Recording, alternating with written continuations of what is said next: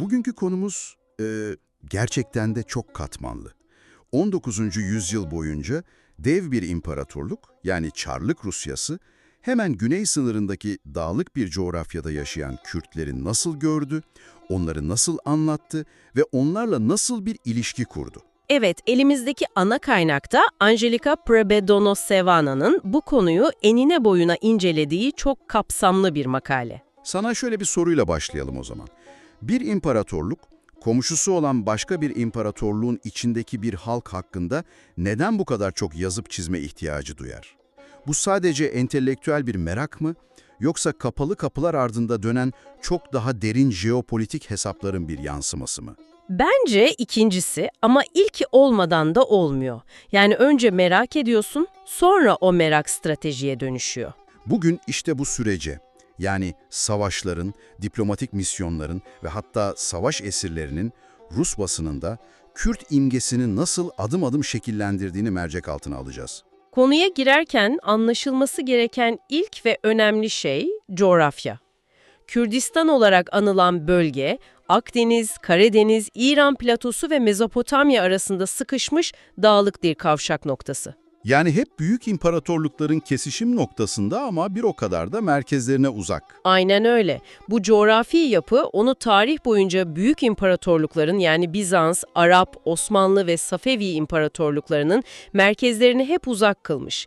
Bu uzaklık onlara her zaman bir tür fiili özellik alanı tanımış. Anladım. Tarihteki en kritik dönemeçlerden biri 1514 Çaldıran Savaşı. Bu savaştan sonra bölge resmen Osmanlı ve İran arasında bölünüyor. Ama Kürt emirlikleri bu iki imparatorluk içinde kendi iç işlerinde büyük ölçüde serbest kalmaya devam ediyor. Peki 19. yüzyılda ne değişiyor da Rusya faktörü bu kadar öne çıkıyor? Denklem değişiyor. Osmanlı ve İran zayıflarken kuzeyden gelen yeni bir güç yani Rusya bölgeye artan bir ilgi göstermeye başlıyor.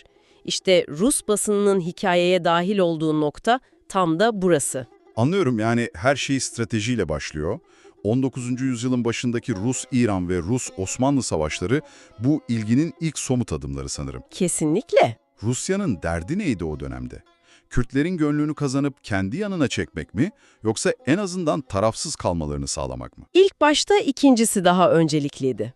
İlk temaslar 1804-1805 yıllarında kuruluyor ve amaç tamamen askeri stratejik. Rus komutanlar Kürt aşiret liderlerine mektuplar göndererek onlarla bir nevi ittifak arayışına giriyor. Unutma, o dönemde hem Osmanlı padişahları hem de İran şahları Kürt aşiret liderlerini kendi savaşlarında kullanabilecekleri birer toplara yem olarak görüyordu. Kendi ordularına katmaya çalışıyorlardı yani. Tabii onları hediyelerle, ganimet vaatleriyle kendi saflarına çekmeye çalışıyorlardı. Bu siyaset aynı zamanda Kürt aşiretlerini sürekli birbirleriyle çatıştırarak birleşmelerini engelliyor ve ekonomik olarak zayıf düşürüyordu. Rusya ise bu tabloda kendini farklı bir alternatif olarak sunmaya çalışıyor. Peki bu askeri ve stratejik temaslar sıradan Rus okurunun masasına, yani gazete ve dergi sayfalarına nasıl yansımaya başladı? O ilk izlenimler nasıldı? Bir anda sınırımızdaki savaşçı dağlılar diye mi anlattılar, yoksa daha incelikli bir portre mi vardı? İlk başlarda oldukça yüzeyseldi. Evet, mesela 1809'da Petersburg'da çıkan jurnal Noveyshih Puteshestvie, yani Yeni Gezintiler dergisi, Olivier adında bir Fransız gezginin seyahatnamesinden bölümler yayınladı. Gezgin notları yani. Aynen, daha çok coğrafi ve etnografik betimlemelerdi. Ancak asıl çarpıcı örnek 1826'da Severny Arşiv yani Kuzey Arşiv dergisinde yayınlanan notlarla geldi.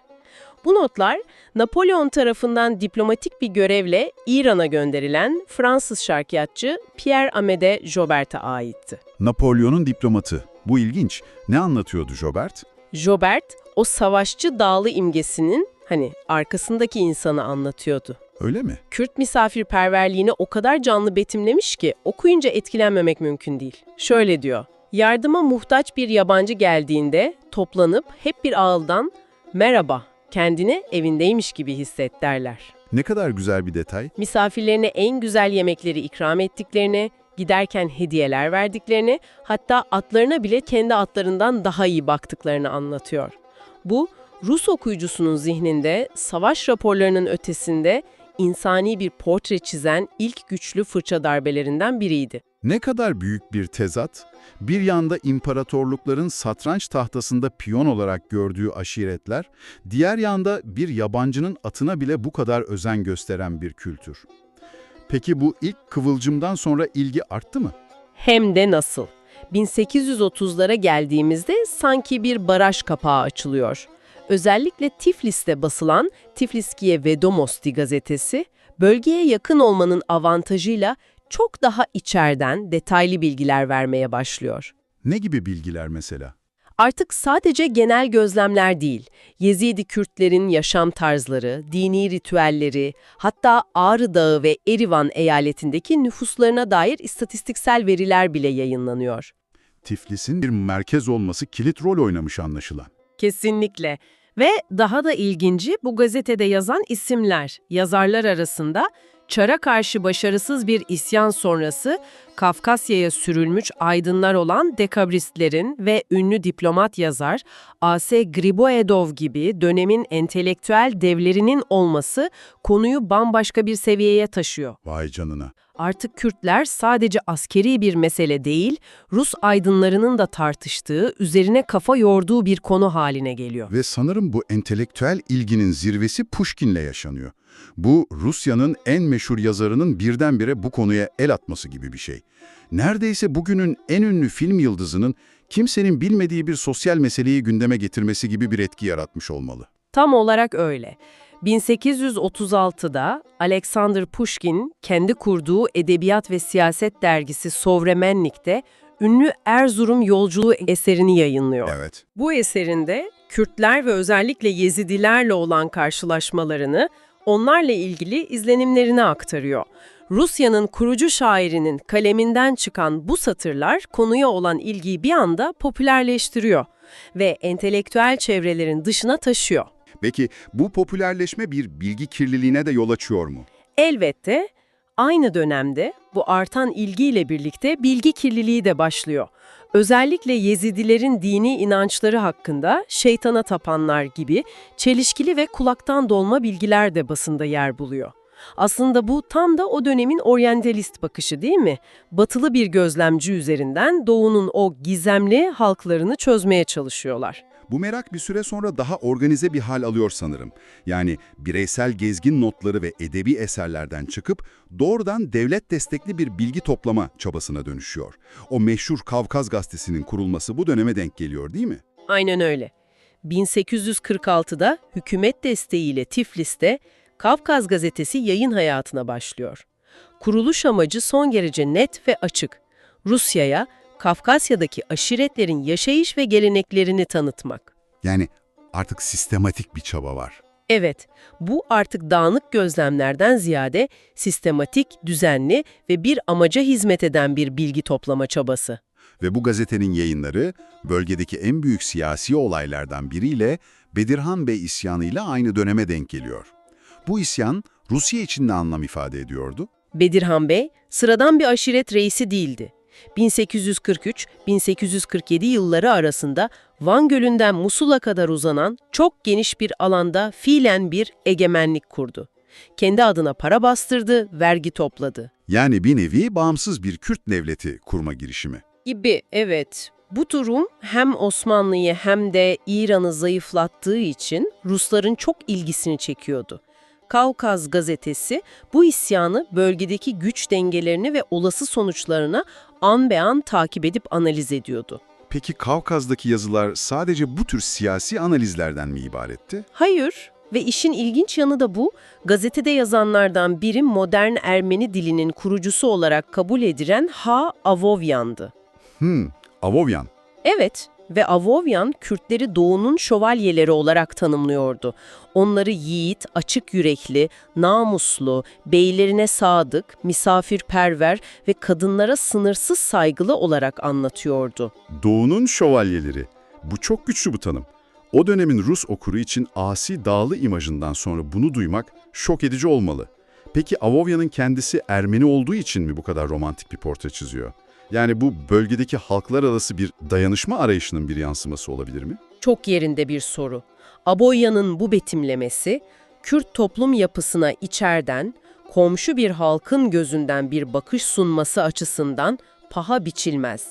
Elbette bir miktar romantizm payı var ama bu aynı zamanda Osmanlı ve İran'ın merkeziyetçi politikalarına karşı bölge halkları arasında bir yakınlaşma arayışının da bir işareti olarak okunabilir.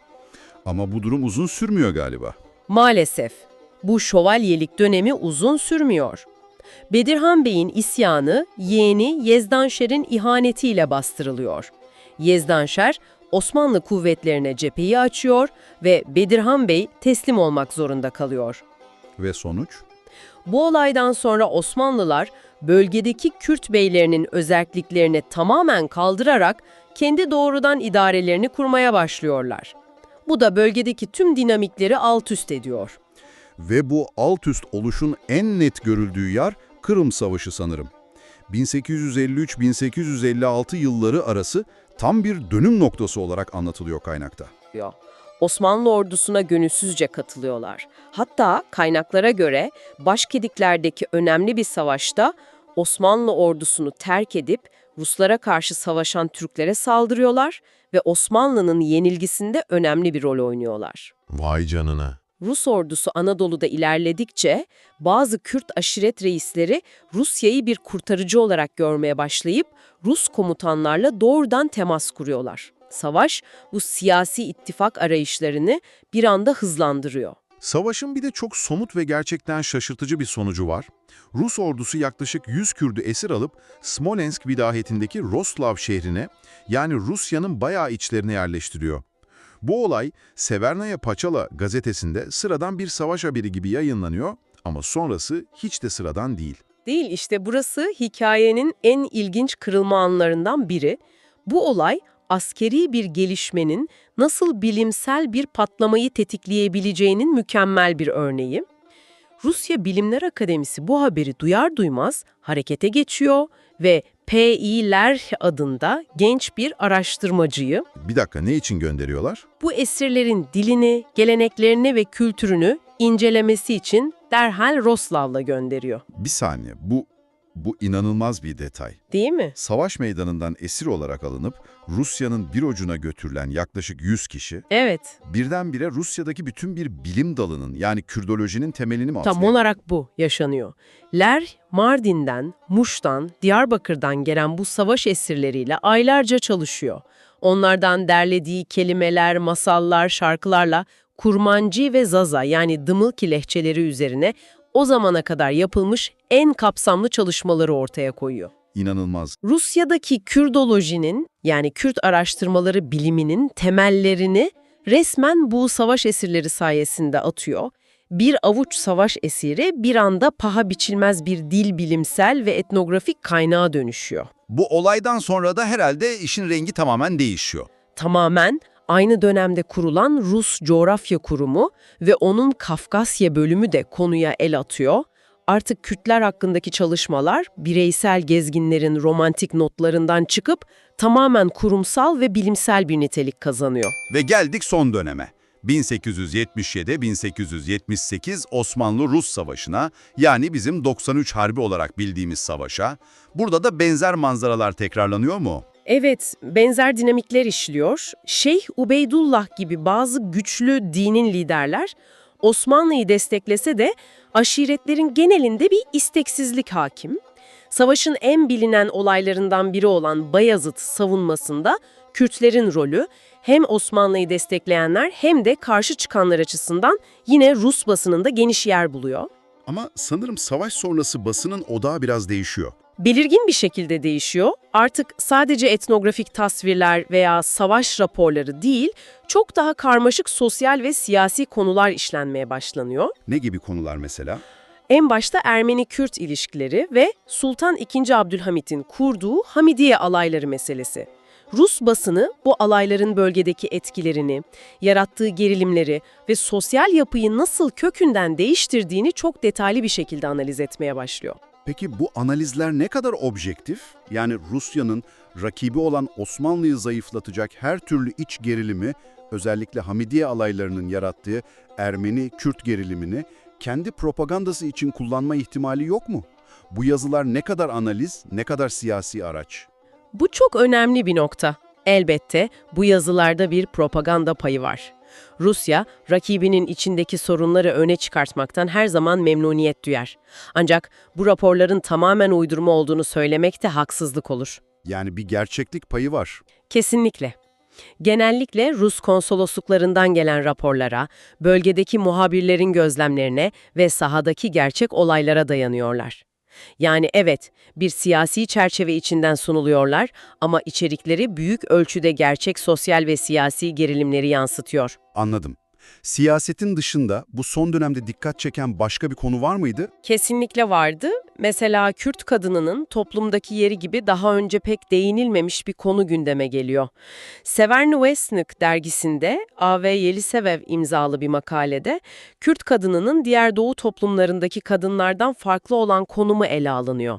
Ne gibi farklılıklar mesela? Ünlü oryantalist ve Minorski'nin de daha sonra aktardığına göre bu makalelerde kadınların yüzlerini kapatmadığı, erkeklerle aynı sosyal ortamlarda bir araya gelebildiği ve topluluk içinde söz söyleme hakkına sahip olduğu gibi detaylar belirtiliyor. Bu dönemin Rus okuyucusunun zihnindeki o basma kalıp peçeli Doğu kadını imajını epey zorlamış olmalı. Hem de nasıl? Gördüğün gibi 19. yüzyıl boyunca Rus basınının Kürtlere bakışı inanılmaz bir evrim geçirmiş. Savaş meydanlarında tanınan stratejik bir unsur olarak başlayıp Sonra gezginlerin notlarında egzotik bir halka dönüşmüşler. Aynen. Sonrasında ise Pushkin gibi devlerin kaleminde edebi bir figüre, Bedirhan Bey gibi liderler üzerinden siyasi bir aktöre dönüşmüşler. Ve en sonunda o Kırım Savaşı esirleri sayesinde bilimsel bir araştırma nesnesi haline gelmişler. Çok iyi özetledin. Bu yayınlar Rusya'nın sadece askeri ve siyasi değil, aynı zamanda entelektüel olarak da komşu coğrafyayı anlama ve çözümleme çabasının bir kaydı niteliğinde. Kesinlikle. Ve bu hikayenin sonunda çok sembolik, çok anlamlı bir detay var. Makalede belirtildiğine göre tam da bu yüzyılın bittiği 1899 yılında ilk Kürt gazetesi olan Kürdistan, Kahire'de yayın hayatına başlıyor. Evet, Bu sana şunu düşündürmeli aslında. 100 yıl boyunca başka bir imparatorluğun gözünden, onların dergilerinde, onların dilinde anlatıldıktan sonra bir halkın kendi hikayesini kendi kelimeleriyle sürgünde bile olsa ilk defa kendisinin anlatmaya başlaması ne anlama geliyor? Belki de bu, tarihin nesnesi olmaktan öznesi olmaya doğru atılan ilk ve en önemli adımdır.